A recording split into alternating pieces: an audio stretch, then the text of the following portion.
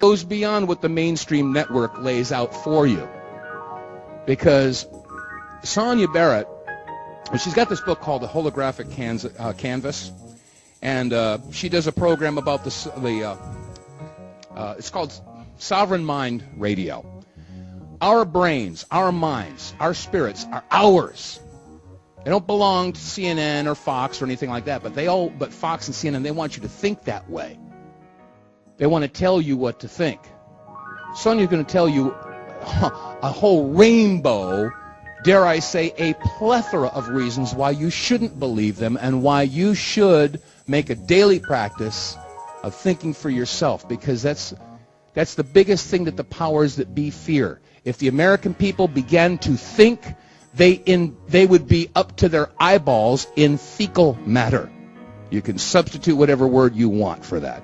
So ladies and gentlemen, open your minds, open your hearts, and clap your hands for Sonia Barrett. Wake up, come on, wake up everybody, teach a new way, maybe then they'll listen what you have to say. Wake up everybody, no more sleeping in bed, no more about the thinking, time of thinking ahead. Well, hello. I guess I can be heard, huh? All right, well, I want to thank you all for taking the time to be here, to listen to whatever I'm going to say. Now, some of what I say obviously is going to be somewhat different. You're used to hearing something different because that's why you're here. But just keep in mind that if nothing else, investigate everything that I've said. At least think about it. Because it's really important that we start to move outside of the box and really begin to examine deeply. We tend to be a society that operates based on fear. And what I'm here to do is to say that there are other options, because this is what runs the system, is fear. It requires your fear in order for any of this to continue to exist. So I'm going to give you a little bit of information on me in terms of how I got started on any of this. Originally, well, being curious from, I'm going to say from birth. And then, of course, growing up in the church, there was, all of that experience for me.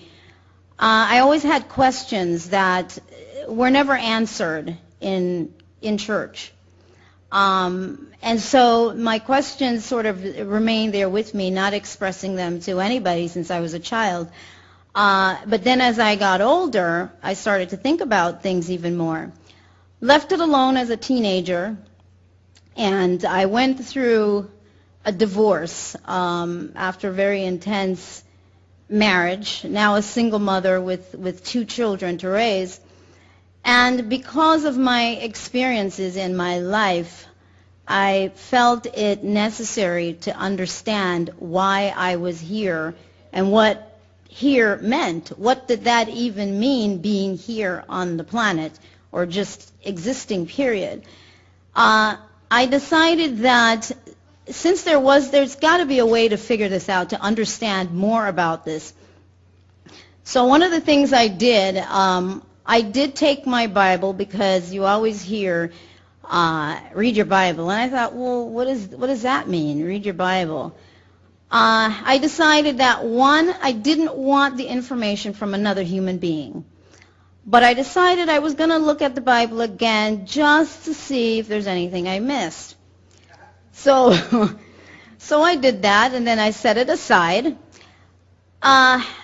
One character in the Bible, the main character, struck a chord with me, and it doesn't matter whether we think the character of Jesus existed or not. But I figured there's got to be some truth to this. If this individual could do all of these things, then why can't I? I mean, that was my bold feeling about it. So I decided to set the Bible down, and I didn't read any books. I decided that there would be a way for me to understand this without getting it from another human being. I didn't know how to meditate. I didn't know any of that. I never went to a workshop. I didn't go to a lecture. I didn't even know that there were people out there that was thinking in the manner in which I was. So what I did was I found a way to diligently go at trying to figure out meditating. And over a period of time, I managed to pierce what I call a veil of realizing that it was possible for me to explore a space beyond what we call reality. And I realized that every human being was capable of understanding and knowing more about your purpose here. With that said, I started to get information on science, things that I didn't even understand. I would just write the stuff down. Anyway, I moved forward, and this is how the book came about. It took 10 years to write that book because I had to grow as this book was being written. I would have to experience things, and I also had to let go of my illusions, because that's what we have. We have a lot of illusions and programs, which is what I'm going to talk about, is the programming of humanity. So anyway, this search led me into understanding that spirituality, there was no way I could figure it out, I could understand it without exploring the systems of control, which I realized were then government, corporations, education, religion, and spiritual gurus. I realized that this is where all of the programming was coming from, and why you as a human being were never really going to get to the ultimate core and truth of who you are and why you're here. And what I began to understand, that we are made up of data. We are made up of information. Every single thing is information, patterns, frequency patterns. It's all science. I'm not a physicist. I never took a physics class. But when I pierced that veil, I was able to understand science in a manner in which I would never have before, where everything just opened up to me. So all I'm saying to you is that everybody in here has that capability. Every single human being. Why do you have that capability? Because everything in creation is made up of the same substance. It's all energy. There is no way that you cannot know. What it is that you don't remember that you know. So what I'm saying to you is that all of the fear, everything that you deal with it because you don't remember who you are and the fact that you know this. And the systems in place, they work at ensuring that you don't wake up to that truth. Because see, when you wake up to it, the game ends. The game ends in the manner in which it has been played. And so we're going to talk about a little bit about the game today. One second, got to get a little bit of water.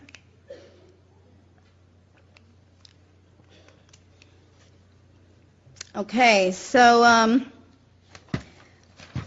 now I've said so many times that this is a cosmic game. Some people say, well, what do you mean by that? You betcha. You are in a game. You are in a virtual game. It is holographic. I am not saying anything that's a fantasy. You go and you check science for yourself. You start to realize that scientists are understanding more about the nature of reality. And it is a giant holographic existence. It's very important to come to the realization that you are in a game. The cosmic game is huge.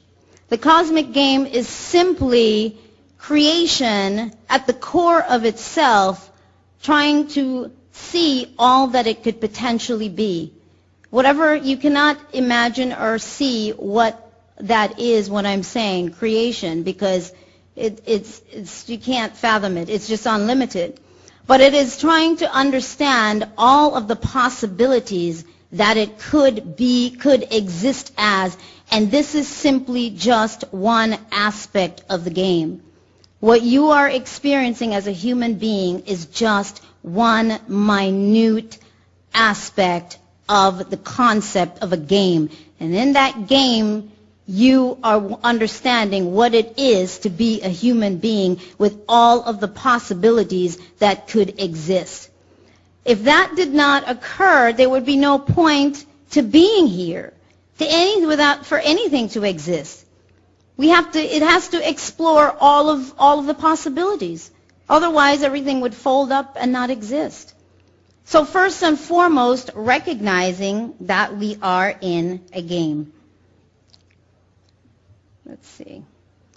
Okay, so these are the systems in place, which I neglected to put that up before, because when I get talking sometimes I get caught up in it because I get very excited about giving the information to those who are in that mode of wanting to move into something much deeper. It's the only way to transcend this level of the game of limitation. This aspect of the game is based on limitations. It's based on you not remembering who you are, because that is the only way that this level of the experience can be played out. If you remembered everything about who you are, you wouldn't be here. There'd be no reason to be here because you already know.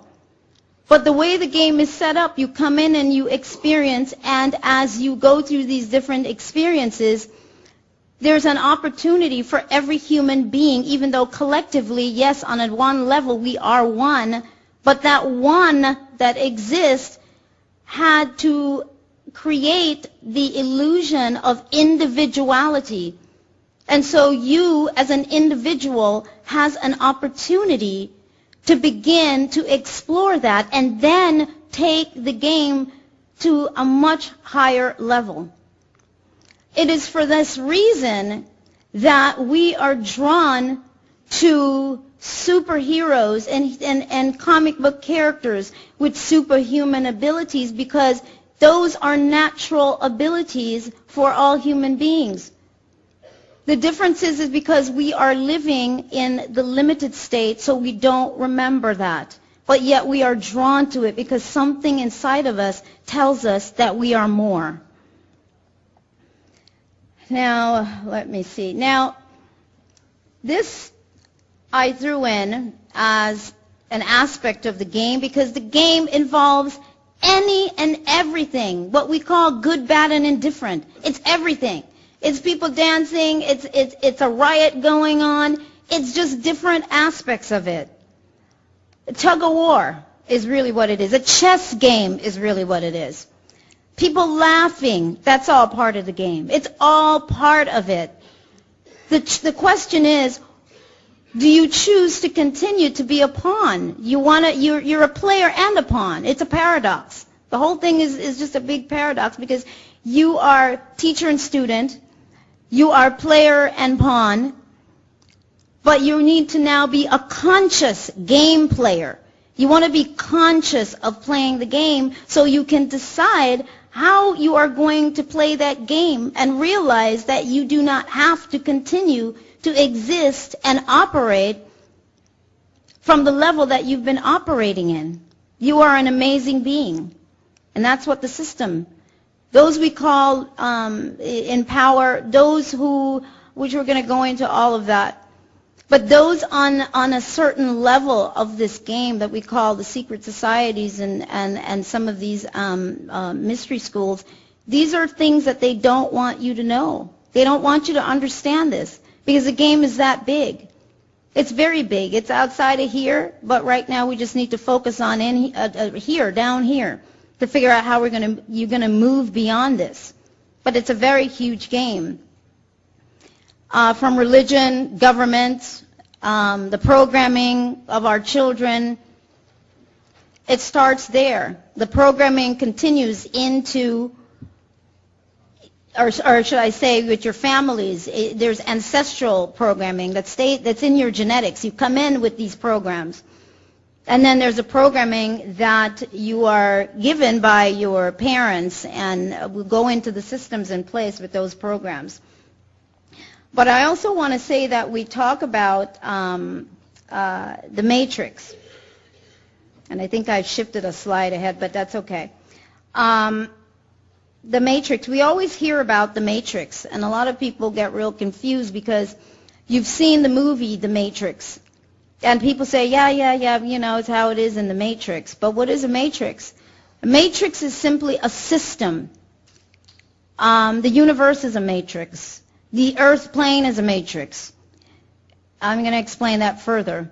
Every country, every state, every city, every town, it's its own unique matrix. And a matrix is simply, it's simply you can consider it a womb, you consider it a center where that particular center operates based on a specific set of principles.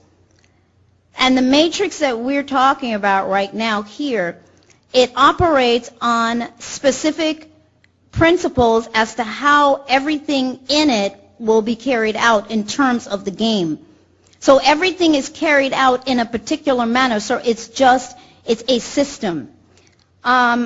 Just to give you an American Heritage Dictionary definition here, it's a situation or surrounding substance within which something else originates, develops, or is contained. The womb. So if the universe is also a system, the universe itself has a specific set of principles and rules by which it will operate.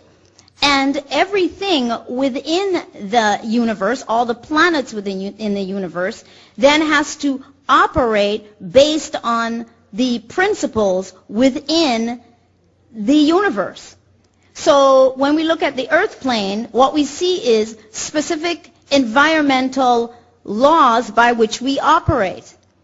And your bodies are then designed to operate within the principles of the earth plane, within the environmental laws of the earth plane. So you are designed to operate within it in that manner.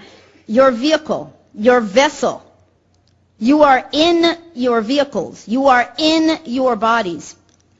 Now we have to really begin to stretch our minds on this. It's okay. We really need to stretch our minds on this. You are not your body. You are something much greater than your physical body. And I hear people say that, but you don't live that. Your body lives and has been operating on what I call autopilot, which means it just operates. So all you do is operate based on programs. That's why you do everything so routinely. You have to begin to engage that aspect of you that's looking out through your eyes. There is something greater in there that is looking out through your eyes. Go look in the mirror. Try staring at your own eyes in the mirror. It's a little spooky because you're going to feel something looking back at you. That's you. That's hoping that you wake up. And when you wake up to that, guess what? That's when intuition gets sharper. That's when you start to hear and engage that aspect of yourself that's going to tell you where to be because there's going to be an earthquake.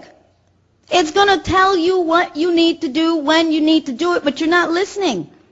You don't listen to that. You let your body run the show. Your body's used to running the show because its job is to keep you alive. Its job, like a ship, is to survive. That's what it knows. That's all it knows is survival. And it hopes that someday it doesn't have to work that hard, that you will wake up and you will start listening to that other part so it can go, whew, okay, I don't have to do that much work any now. Now you're back in the driver's seat. So that's why we get run by fear. And the body is working overtime because your heart's beating fast. You live in the survival mode. We get heart problems. We get all of this stuff going on. And the body's busy trying to balance everything out. So we have become a society, believe it or not, even though we talk about fear, we're addicted to it. We are absolutely addicted to fear, and the system knows that. So it uses the 6 o'clock news and all the commercials and ads for prescription drugs that the only way, I always say when they come on and they give all the side effects, so basically they need to just say, if you're alive, don't take this. Just say, okay, last thing, if you're alive, just don't take it. But then you hear that and people develop problems behind it because now they got the symptoms. They didn't have them before, but now they have symptoms. That's how amazing the mind is. So that's very important for us to start to recognize that because that's how the programming gets initiated. That's how the programming is initiated. All right, so let's see. I want to move a little bit forward here. Okay, the system is very much like a computer which runs on programs, and so does the system within. We are also systems, at least when operating from the lower vibrational aspect of our physical bodies. These bodies are vessels, systems within which we operate here on earth, as I said.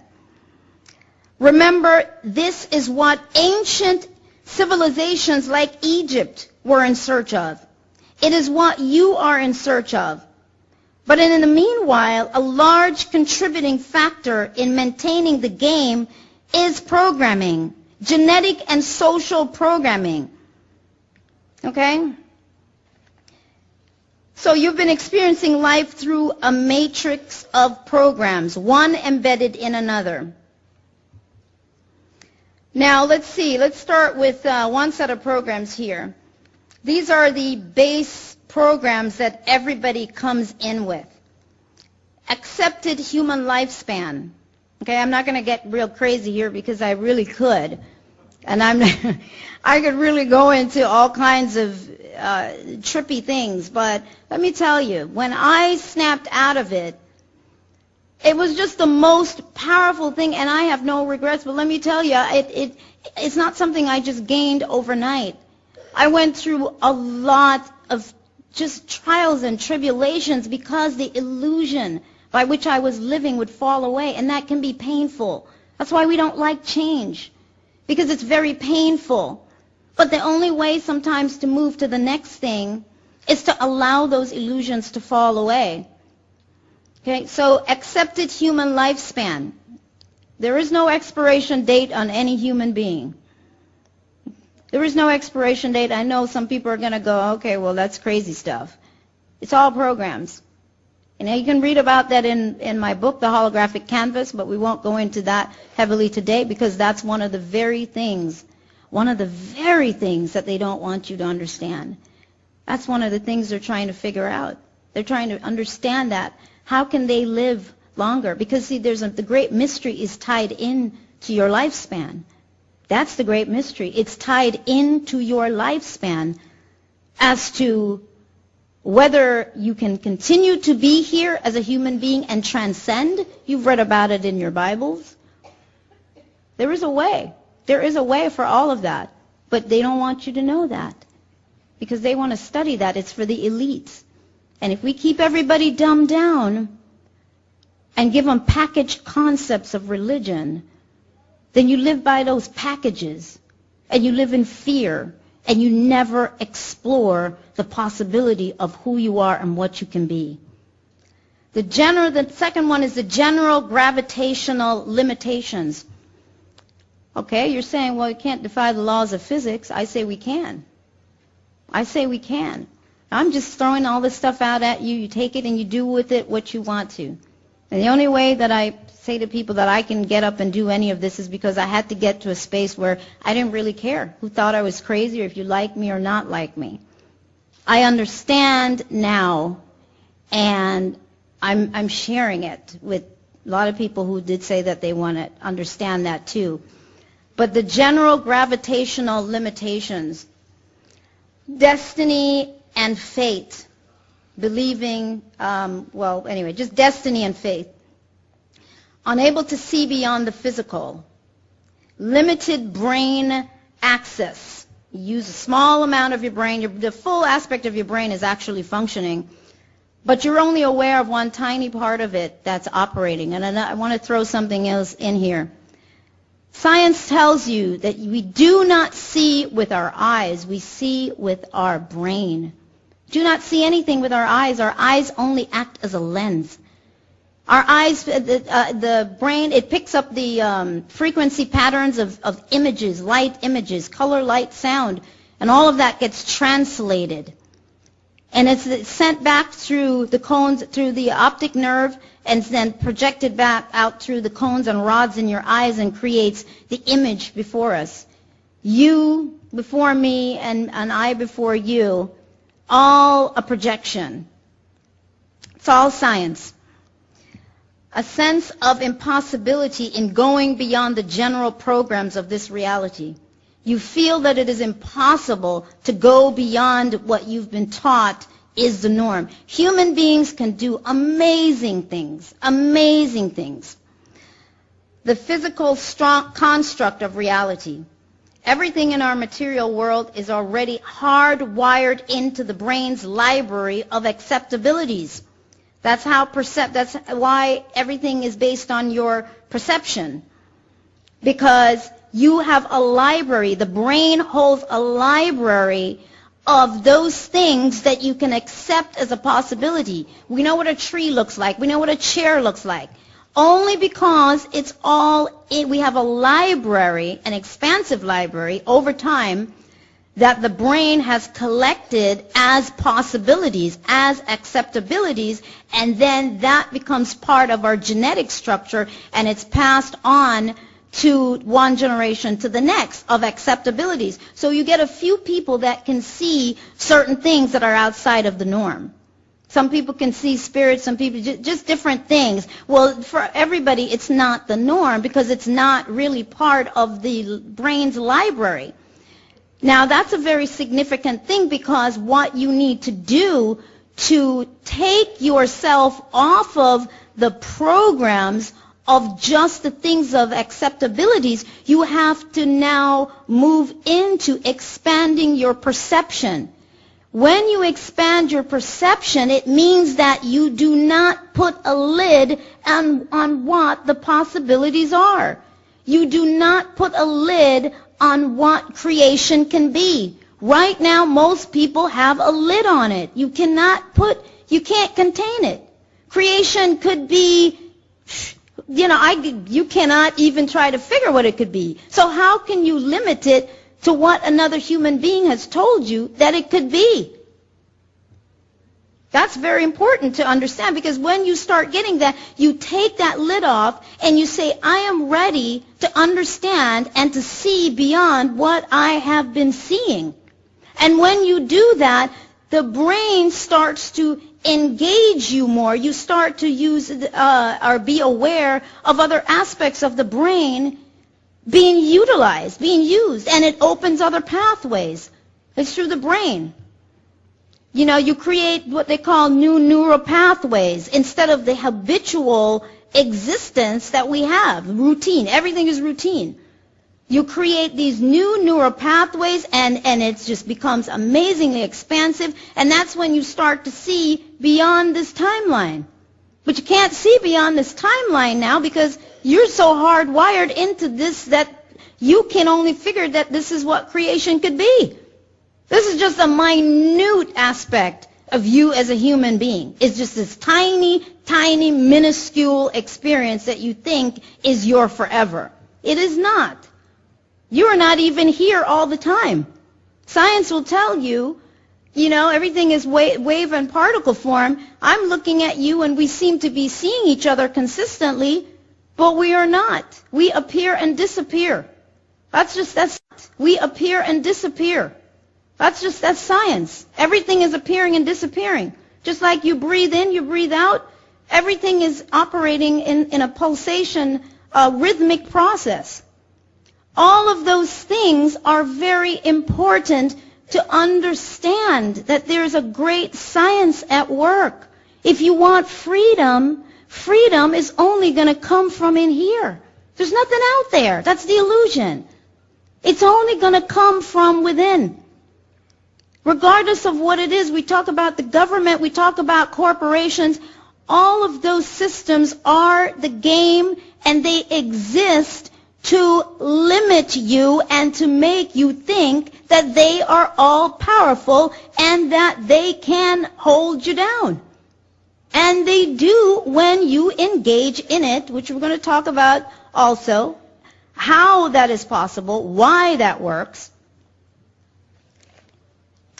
And, of course, the survival program, which we won't have enough time to deal with that, going into the survival program and how the body's hardwired with that, but very, very important factor. Let's see. A program, first of all, is like a recipe. It contains a list of ingredients and a list of directions that tell the computer what to do with the variables. The variables can represent numeric data, text, or graphical images. The body is like a computer system. That's how we design the things that we design. We design everything based on the whole construct or the whole idea of the existence of everything else. It's all technology. We just have to redefine what we understand, how we define technology. When we say technology, we think of just machines and all of that. No, technology is basically energy being taken and constructed into any form possible, seen and unseen. That's really what technology is. So your body is part of all of that. It's all technology. We just have to step outside of this concept of reality because we're stuck there. Okay, as human beings, we have been operating on a series of functions and thought process, the entire collective. Carl Jung coined the term collective unconscious, which is some of the things I talked about with the certain things, programs that are already hardwired into us. Now, I'm going to go to the external programs. Now, the external programs are your parents, what they provide you with, your family, community, religious organizations, educational system, government, corporate systems, the overall society. And what that means is that your parents simply give you more of the program that they had, and we just pass it on. We just pass it on. Your family, the community, they all operate on specific principles. Religious organizations, they hand you a package. See, everything here, family, parents, community, it's all packages of concepts that you're handed. This is the way you're going to operate in society. This is the model of success and failure, because that's how we've lived our lives, based on these measurements of what society has defined as success and failure. And everybody has lived trying to meet these guidelines. Some people kill themselves because they can't meet those guidelines. Who the heck set up these guidelines? As to whether if you drive a Mercedes, you are amazing, it qualifies you as an elite because of the kind of car you drive or the size house you have. It's all crazy. But it's all hardwired into everybody, even though you may say that it's not. We evaluate people. When we meet people, we put them in categories. That's why we want to know, what do you do? That's the first thing people ask, like, what do you do? Who cares? What do you mean? Today? You know? When? I do everything. It depends on how I feel. So, I don't want to be any one thing. I learned that. I started to get that. I'm like, okay, so this is what it is. Oh, well, I'm a lawyer. Okay. Is there anything else? What else? Do you have to be any one thing? And so we teach our children that they're irresponsible when they don't want to just focus on one thing. Now they have a problem. Do they really have a problem? Who says you have to just do one thing? We really need to wrap our minds around this. You can do many things. I told my kids that. You can do, my son says, God, Mom, there's so many things I want to do. It's really hard. I said, well, just pick 2 or 3, get started on that, because they think I'm crazy. They say, Mom, you're not happy unless you're doing 10 things. But it works for me because I've been doing it for a while. And another thing I want to throw in real quickly, the reason why it's important to not get routine and habitual is because it affects you in terms of your aging. You know why? Because your brain starts to say, there's not much else for us to learn. That's what happens. And it affects the chemicals and the hormones that get produced to keep you young and vibrant.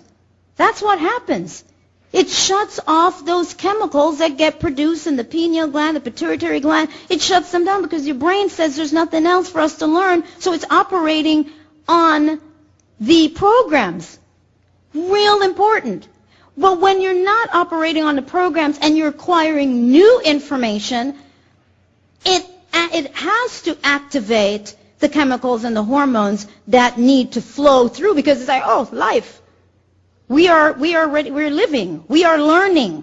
It's very important that we recognize the importance of acquiring higher levels of knowledge. There is much to be understood, and we do not live long enough to get it, to understand it. That's part of what I'm saying to people. We don't live long enough to understand what we need to understand so we can take it to the next level. You complain about the government and the systems. This is what they don't want you to get. I'm talking about the people who are at the root. I'm not just talking the people that you see, what do you call them, the senators and all those people. I'm talking about those who control. We talk about Tavistock a little bit and some of those other systems. Tavistock Institute is, by the way, I'm not sure how familiar most people are with those institutions. Let's see, where are we? Oh, there we are.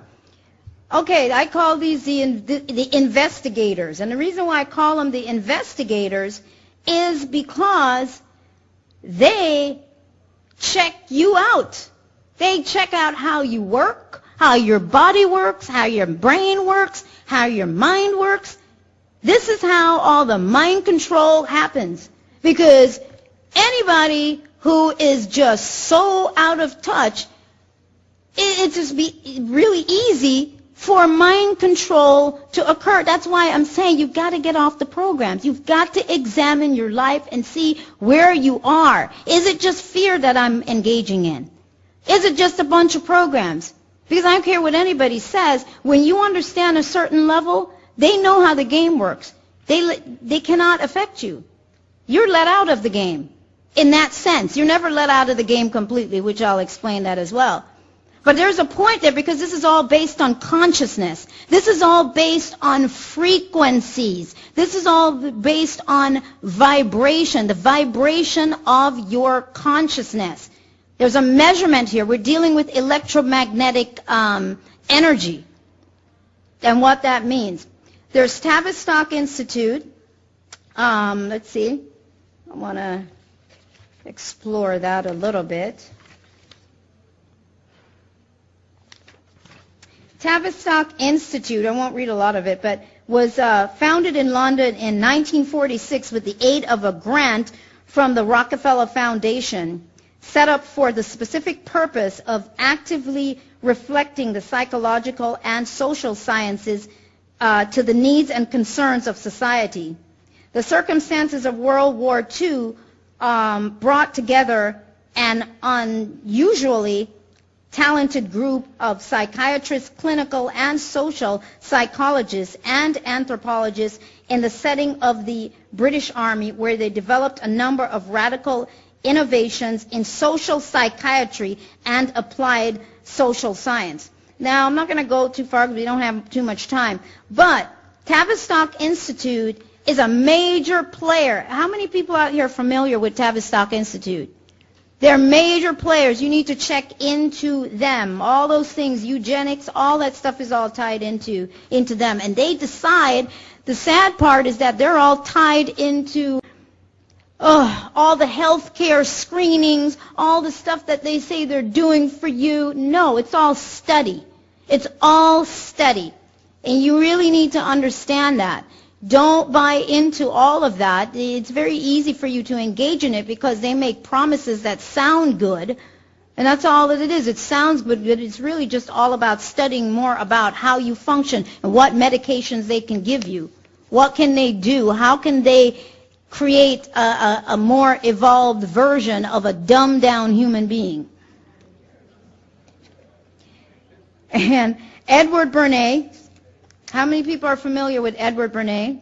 Okay, just a few more people should, because he has really been considered the father of public relations. It's why we have a nation of consumers, just buy stuff, because that's what they did. They programmed and conditioned and found a way to get everybody all hooked in to this buying. If we understand the mechanism and motives of the group mind, it is now possible to control and regiment the masses according to our will without them knowing. That's what he said. That's what he said. That's so beautiful. The conscious and intelligent manipulation of the organized habits and opinions of the masses is an important element in democratic society. Those who manipulate this unseen mechanism of society constitute an invisible government, which is the true ruling power of our country. We are governed, our minds are molded, our tastes formed, our ideas suggested, largely by men we have never heard of. That's what I'm talking about. It's not the people you hear about. It's the people you don't know about. That's where all the power always lies. It's not on all these people you keep talking about. It's the other people. It's the people you don't know who they are. You don't know who they, we talk about they. Who are they? And then we've got Skinner. Okay, everybody here familiar with Skinner? Okay, so what we've got here is I've got the Borg and I've got all the, because that's what they're creating. That's what they're creating. I mean, we can't go into the man-merger machine thing going on, but that's going on. But you're going to love it because it's going to be convenient, and it's going to be like going out and buying a vacuum cleaner. It's going to be the same thing. It's gradualism. People gradually move into it because, well, it's more convenient. And it sounded like a joke when we talk about people marrying robots in a time to come. Sounds like a joke now, but you know what? They will. Because they won't, they can program them to, not talk back. So it's going to get a little boring because I kind of like, little, challenge there. But all of these things, so we have to see how gradualism works, though. Why we move into the things that we move into so easily is because it's gradually done. These guys are amazing. They've been at this for a long time. Okay, so Skinner. Charlotte Iserbyt, I don't know if anybody's familiar. I love her. She was the ex-senior policy advisor for the Department of Education during the Reagan era. I have a couple of her interviews out there. Amazing woman, and she was a whistleblower. So she blew the lid on a great many things that were being planned for the educational system. And what we see today is a result of that. What we call education is not the same. I don't care if you have a college degree. You have to realize that all these big wigs changed the whole concept of education, the school books, everything in the college arena. All of those things have been changed. So you get an education, but it's not the same anymore. It's all a programmed group mind concept. And they've taken the concept of the one mind, which New Age would talk about that, but that whole thing about one mind, they've turned it into something different where now it's a group mind. People can hardly think as individuals. They're not really taught that anymore. So it's really hard to solve problems when they come up if you don't know how to be an individual. So I'm going to read quickly an excerpt from Charlotte. Let's see. The Soviet man, She talked about that, the Soviet man education, real quickly here. Gosh, I hope I can see it. Okay, this was in the 70s. Behavior modification. She said, well, behavior modification, what they're trying to do is strip the individual of their personality. They consider that the individual is an animal. That's where you start.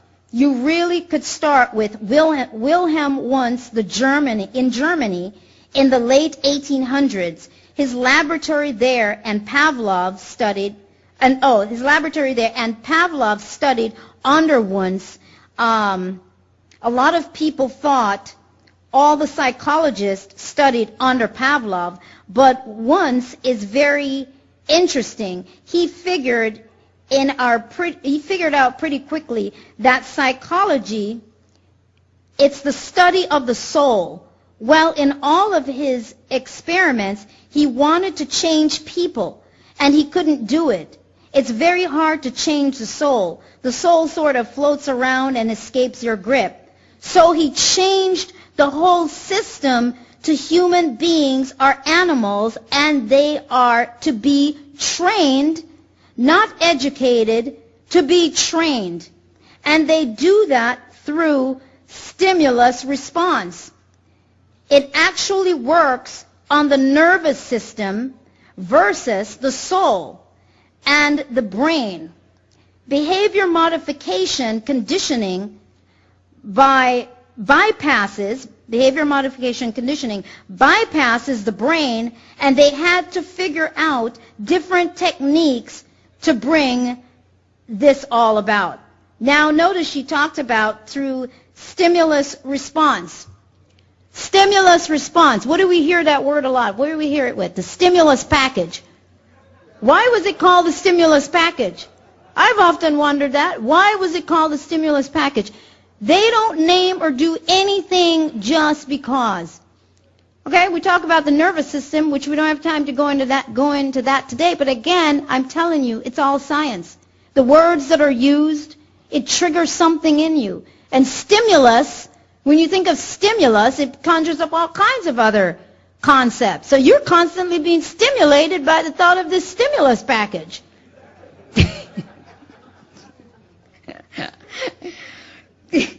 Anyway, all right, we could talk about all this stuff all day long. I don't even know how much time I have left, but anyway,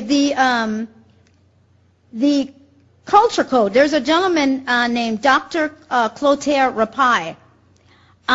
Wonderful man. I interviewed him. He wrote a book called The Culture Code, which if you haven't had a chance to, everybody should read this book. He goes in and he explains, because corporations, government, they've all hired him at many different points. The car dealerships, the car companies, to figure out how to come up with the next car or whatever it is for you based on him studying and getting to the core of human beings for certain things in your mind. That's how they came up with the Cherokee. That's how Bernays, they came up with the Volkswagen, but we're talking in our time now. They came up with the Cherokee, and the hotels come up with designing a bathroom based on things you don't even know about yourself, based on what your first imprint of independence was. The code was toilet paper. You figure, well, what did that mean? Because toilet paper, that when you first learned how to wipe your butt, that was your first sense of independence. Sounds crazy, huh? But that's what they did. They get right into you, and they figured these things out. And then you go, oh, I really love the Cherokee. You don't know why. This is how amazing it is. You don't know why. You think you like, I always say the color red because you like it. Do you know why you like it? Do you know why you like anything you like? That is my question. That was my question. I'm like, well, who am I? What do I know? When I started to realize that pretty much everything about me was attached to some kind of program, I'm like, well, what? Then I was just blank.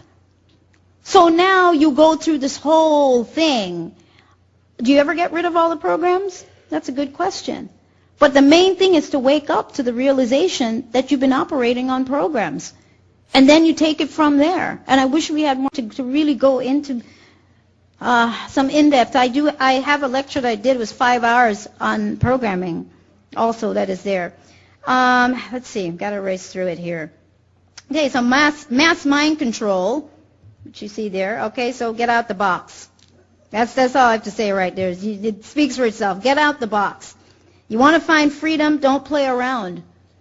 Go ahead and explore. Don't just take a little bit here. Okay, well, I'm just going to... No. You're being comfortable, and you're not going to figure out anything just by saying you're going to just look at this. How are you going to see? That's attached to something else. Everything you touch is attached to something. What's the core of it? It's like a disease. You know, when they say they're going to fix this over here, I say, I don't do the doctor thing. I haven't in years. I trust myself more than anything else to take care of me, and I raise my kids like that. But you have to come into that space. But they fix one little thing over there, and then that's supposed to be gone, and then the rest of the body breaks out because they never got to the core. They never got to the root of what started the problem in the first place. Is there a possibility to get to the root of anything? But by the end of this, I'm going to make sure in the end you see to some degree, you know, where that root is, or at least where to begin. It's endless. Anyway, so mind control plus mind control parasites. Can't get into that either, but believe it or not, they can use parasites, yes, to control a population. You know, we have a lot of parasites here with a lot of the food and stuff being exported. Yes, it's coming in on that. But understand the devious nature, the deviousness of all of that. Parasites do get in your system, and they do control. They do. They integrate with you, and that's how they know what you're thinking. They'll make you crave sweets. They'll make you do all kinds of stuff. They're very intelligent. Remember that everything is looking to exist. Everything is looking to experience life. And your body is a universe to something like a parasite, or to something tiny, microscopic. And within that microscopic, whatever you want to call it, that's its own universe too. So everything is a universe unto itself, but everything is looking to exist. Everything is looking to experience life, and it will experience life in whatever way it needs to experience life. Okay, biowarfare, the targeting of population by understanding the genetic differences. That's another major thing. In June 2000, the U.S. government and corporation Celera Genomics together announced that they had practically completed a map of the typical human genome. That was very important, because if you're going to have to deal with different people, different races, you're going to have to study them. That's why they spend so much money. There's so much funding for studying. And then they just throw you a little something, and you go, oh, that's neat. That's nice that they figured it out. Yeah, we pay them to figure out how to control us. They do. They get you to do that. So, let's see. Okay. And also, let me say, remember also that disease measures a frequency, just like everything else, and can be imposed by sound waves. So in other words, the frequency of a particular disease can be injected on a people by using the appropriate sound waves, the right frequency.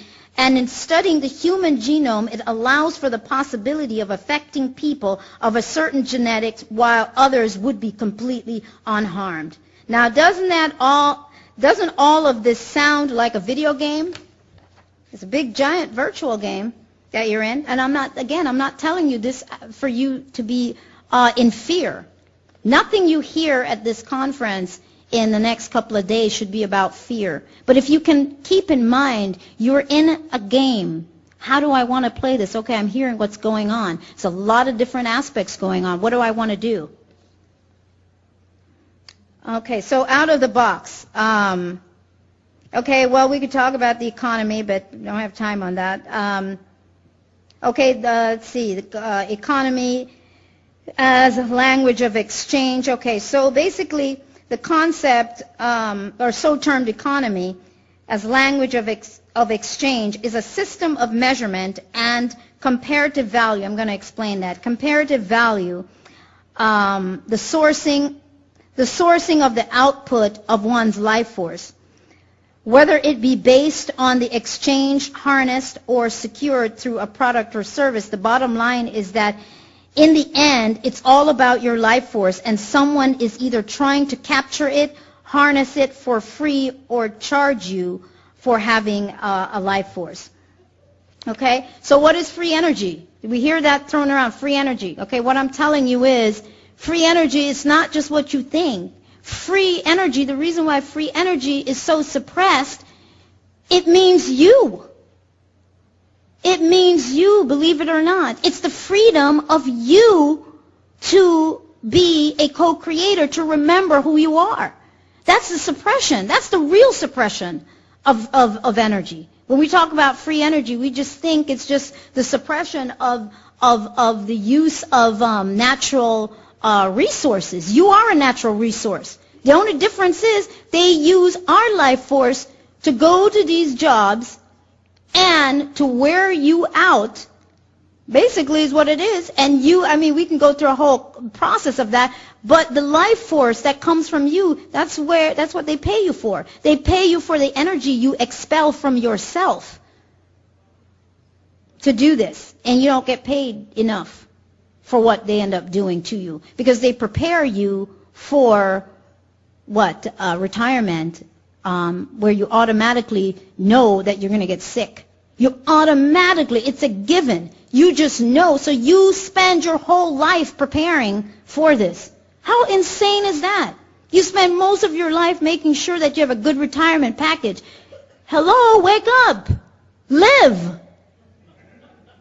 Don't spend your life planning your retirement. You must live. That is what is being done here. And then when it's time to retire, you get ill. You're sick, and then you're still right back in their hands again, because now they're going to give you medication. Because they're practicing. They already tell you, I'm practicing medicine. They're never going to get it right. They already tell you that. So it's not like they don't tell us what they're doing. They tell you, but you just, my mother went, my grandfather went, everybody went, so you just do it. I just don't trust them. I really just truly trust myself. My body knows when something is wrong. So what is free energy? The suppression of gold, I wish we could go into that, but there's more to it than that, because everything measures a frequency, and there's a reason why gold was removed. Major scientific reasons on all this. The illusion of money, a digital world moving numbers around, that's what's happening. It's just digits being moved around. There is no such thing as money. It's, creating money from nothing. They want to do it, but they don't want you to do it, because there is a way that we should be able to create from nothing. Because there's nothing really there anyway. It's just made up stuff. Symbolic of the free energy concept, however, the self-appointed rulers are the only ones allowed to play. Currency. What does that mean? Current. Streams of energy. That's what currency is. That's why they call it that. It's just a current. It's electromagnetic. It's all energy. They put a quantitative value on what they say $10 is. Now, if you understand science a little bit more, you realize that all these increments measure a particular frequency pattern that is etched into your consciousness as an acceptability of what we have agreed that $10 or $20 is. There is a science to this. This is science, people. That's all it is. It's science. And you buy into it, they're like, okay, that's all I have. Well, is it really? Because I always say, when I put $10 in my wallet, once you close that purse, what is it, like Schrodinger's cat, that concept, do you know that it's still $10? Is there anything in there? What's in there? But they get you to believe that this is what it is. Right now, that's all they're doing is moving numbers around. Paper. That's why they can throw around whatever that stimulus package is, because they're just moving numbers, just digits. There's no paper involved. There's a major deception, but they bank on you not getting it. They bank on you not getting it. It's like they won't know. We'll just let them work and pay this money back that we never had.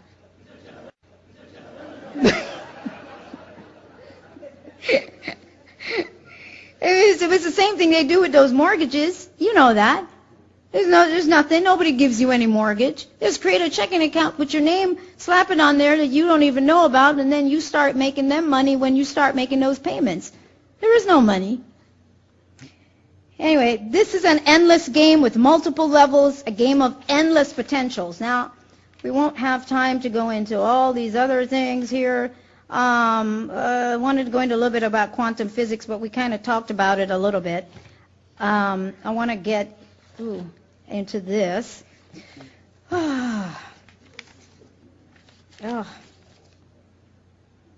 Okay, real quickly. I'm going to throw in this piece real quick about physics here. David Bohm, I don't know if you guys are familiar, came along from the University of London. This was an experiment that was done and understood in reference to particles. I'm going to have to go back a little bit. Okay, what they discovered was, 1982, a French physicist named Alain Aspect and his team discovered that under certain circumstances, subatomic particles, such as electrons, are able to instantaneously communicate with each other regardless of the distance separating them. It doesn't matter whether they are 10 feet or 10 billion miles apart. Somehow each particle always seems to know what the other is doing. The problem with this feat is that it violates Einstein's long-held tenet that no communication can travel faster than the speed of light. Okay, we're going to skip all that other stuff. Now, David Bohm came along from the University of London and said that he believed that Aspect's findings imply that objective reality does not exist, that despite its apparent solidity, the universe is at heart a phantom, a gigantic and splendidly detailed hologram. Okay, real quickly. I'm throwing that in because I want you to understand this concept that they talked about with the particles, where no matter how far they were apart, they were basically still one particle. That would be you. That's what I'm saying to you. That would be you. It is the illusion of all of this separateness and madness going on, but it would be you. And with that said, that is why you know everything, but you will only engage in the memory of certain things according to where we are on our journey. We cannot remember it all because the game, there'd be no reason to experience the game. So we're only going to access memory according to how we as the individual are evolving. You do not have to wait for an entire group to evolve yourself. If we had more time, we could talk about that. How you as an individual are really determining what's out there. So you as an individual you need to work on you. Just work on where you are. When you do, you're going to shift everything else around you. And it won't seem like it does right now. You shift everything around you. And I'm not talking just fantasy stuff. I'm talking the real, it's really true. It really, really happens that way. It's all science. It's all science. Okay, can't get into that. Okay, I'm going to get into this real quickly. Okay, so this is where I might lose some people, but that's okay. You stayed this far.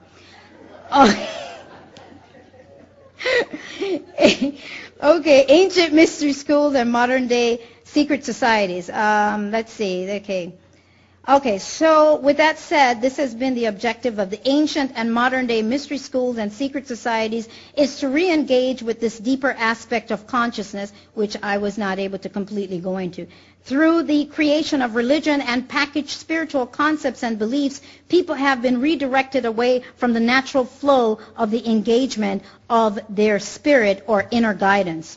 Okay, real quickly. I'm going to talk about this real quickly. Ascended Masters. I want to say the New Age movement, yes, it's a huge part of a creation by many of these elite groups. We always say the CIA, but they're involved in everything. So, but there are other groups that are involved. there are what you call the ascended masters, different levels up. They're another leg of the game. Okay? This is not an illusion. Just like we are here, there are other levels of the game. And those that you call they report to these other levels of the game. And then they give out the information, and that's the reason why we keep hearing in the New Age movement, Lord Maitreya is coming, and all these other people are coming to be in control and in charge, and this is what the New World Order and the New Age movement, New Age means New World. They're the same thing, same thing, same thing. New Age meant New World. You had Hitler who was waiting around for that because he was looking into this, studying all of this, all of that. That's what it was about for him. This is just another level of it. It's a more sophisticated version of the New World Order, and it's not unfolding like you thought it would. Again, gradualism. You're not going to know when it really hits you. Because you know why? They hope that you stay distracted with racism, with all the other stuff. They want you to be so distracted that you will never know when they usher you into this new age, new world. This is what is going on. And there's a great science at play here. The Messiah complex, I talk about the Messiah complex because has anybody wondered why we feel that we need to worship something or someone? Has anybody thought about that? Where is that coming from? I don't mean to offend anyone, but if you were amazing and great and the all whatever, would you need to be worshipped? Would you need to be worshipped? And if your parents are human beings, wouldn't you be a human being too? Absolutely. So the vastness of creation, you are as great as the vastness of creation, except for you are creation in a limited capacity so that you can enjoy being this particular experience. And it really is beautiful in spite of the insanity of it all. It's a paradox. I told you that in the very beginning. Okay, so real quickly, I always wonder, all these messiahs, how come there's no women? It's always a man coming. I don't understand that. It's just, you notice that? I haven't heard not one thing about a woman showing up. It's just all men. All men. Okay. Anyway, so that right off the bat tells me there's a problem. I'm like, okay, there's a problem. But anyway, the Freemasons, the Muslims, the Jews, the New Agers, the Christians, which I remember I grew up in the church, everybody's looking for a Messiah. Stop it. Stop. There is no Messiah. Nobody is coming to save you. It's an illusion. You are the only one that can save yourself. And you don't have to save anybody else. There's nobody to be saved. Everybody is here on their own individual plan, their own individual virtual reality show. They're on their own virtual vacation. Let them be. Don't try to save them, because it'll backfire and they will stone you. I'm only up here because I got invited. Otherwise, I would never say a word to you.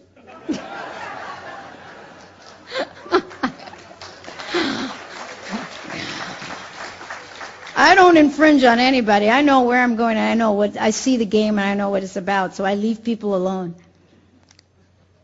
Oh, okay. All right. A little bit of time. Okay. Okay. Let's see. Real quickly. Oh, I want to throw this in. You take it for what it's worth. Interestingly enough, Mark Twain wrote a book that was never published, never finished, I should say, called The Mysterious Stranger. Anybody familiar? Called The Mysterious Stranger. And in The Mysterious Stranger, he refers to the stranger as number 44.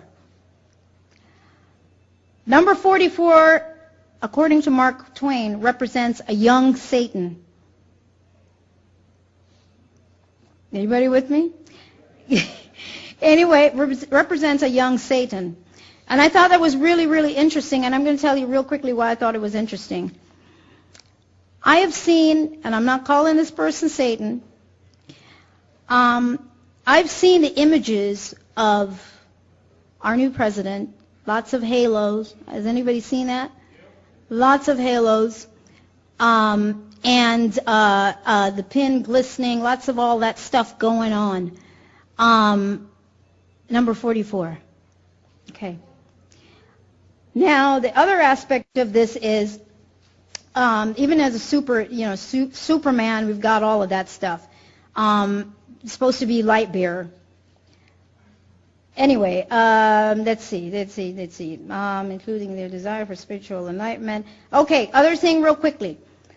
The term light workers, light bearers, Illuminati, let's see, waiting for a Messiah. Okay, these are all the people waiting for a Messiah. I've named those. Same light. Light workers, name became common language for New Agers. Light bearer, Illuminati, same thing. There's light. Luciferians, light bearer. Morning star, Jesus, morning star, light bearer. What I'm trying to tell you is this. I'm not condemning anybody here, but what I'm trying to say to you is people are being ushered into something that you have no idea. You think you've got all these different messiahs? No. In the end, the way it's been structured is everybody is going after the same messiah. So for me, I was trying to figure out, who are these people talking to? I mean, really, who? We must stop and ask. I asked that as a child. Why must I fear God? I don't understand that. It's supposed to be loving. Why am I having to be afraid? And why would this being want to be worshipped? Okay? Question all of that. There's something else going on here. Don't have time to get into that. Also, the United Nations, when the United Nations gets all involved back in 1999 and had Lord Maitreya's speech given at the United Nations, you want to question that too. That's the reason why United Nations don't seem to do what you think they should do. United Nations talk to seat. It's Society of Enlightenment and Transformation. That's what it's called.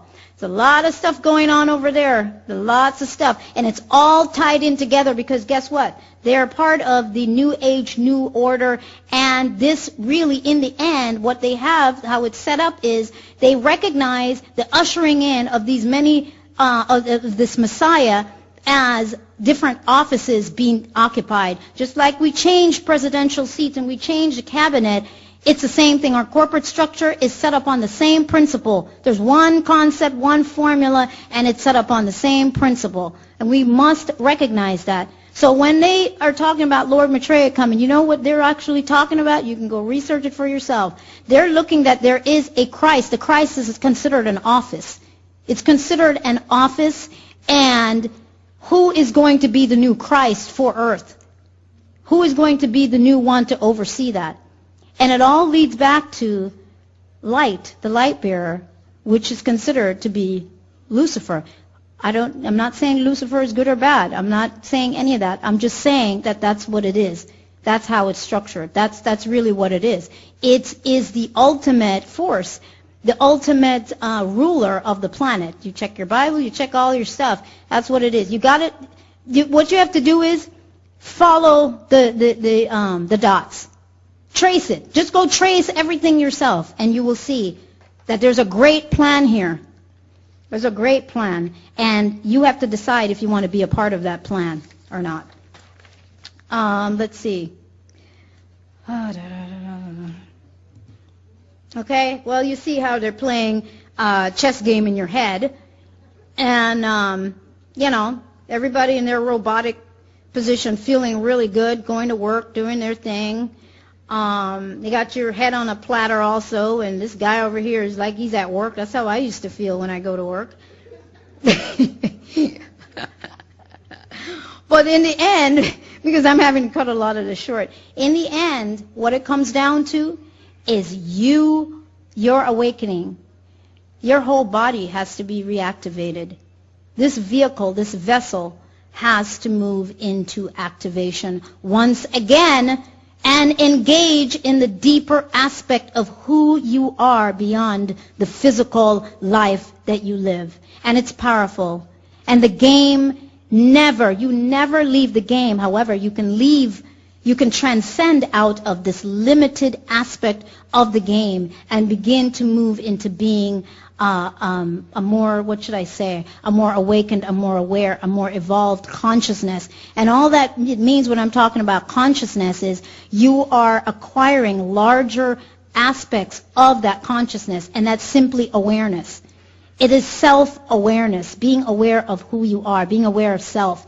And the larger amounts of this self-awareness, this consciousness that you acquire, the more you shift your vibration. And I wanted to explain, too, I didn't bring any graphs of that, but that's why we operate here in this reality based on the Hertz field or radio waves, because we are down here on this lower level. And what the objective is for us to transcend to higher levels of that spectrum, of that electromagnetic spectrum. So you've got radio waves at the bottom, and then you have visible light, I'm trying to remember off the bat, visible light, or infrared, ultraviolet light, X-ray, gamma ray, and it goes up to 0 point. The 0 point spin, the 0 point energy. 0 point is extremely significant because that is what you are trying to connect with every time. And you're connecting with it always. You just don't remember that you're connecting with it. But it is getting to that space. That's how you create. That's where you create from. You don't create from down here. You don't create. That's why it takes so long for anything to happen when you try to make it happen. You try to desire it because you're trying to make it happen from your limited program body.